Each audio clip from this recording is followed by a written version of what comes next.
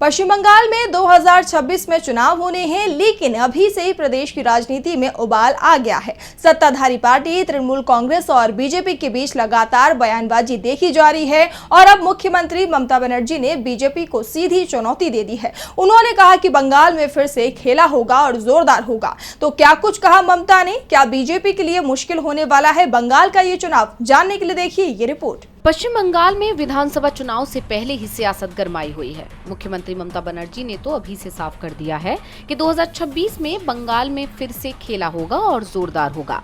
कोलकाता के Netaji indoor stadium में आयोजित एक कार्यक्रम के दौरान पार्टी कार्यकर्ताओं को संबोधित करते हुए ममता ने एक बार फिर खेला होवे का नारा दिया।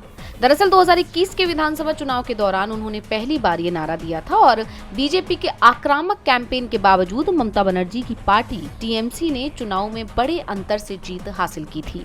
उन्होंने टीएमसी के चुनावी प्रबंधन का काम देख रही आईपैक कंपनी का जिक्र करते हुए कहा कि ये प्रशांत किशोर की आईपैक नहीं है, वो यहीं नहीं रुकेगी। मुख्यमंत्री ने चुनाव आयोग को लेकर भी बीजेपी पर तंज कसा। उन्होंने कहा कि बीजेपी के पास 50 एजेंसियां हैं, हम एक रख सकते हैं। वोटर लिस्ट में धांधली के आरोप लगाते हुए ममता बनर्जी ने आगे कहा कि बीजेपी ने एक कंपनी भेजी है जिसके लोग डेटा ऑपरेटर के पास जा रहे हैं। पश्चिम बंगाल की मतदाता सूची में हरियाणा, राजस्थान के लोगों के नाम डाल रहे हैं। उन्होंने दावा किया कि सबसे ज्यादा ऐसे मतदाता हरियाणा और गुजरात से हैं और ये ऑनलाइन किया जा रहा है। बीजेपी नहीं चाहती कि बंगाल में उसकी संस्कृति बरकरार रहे।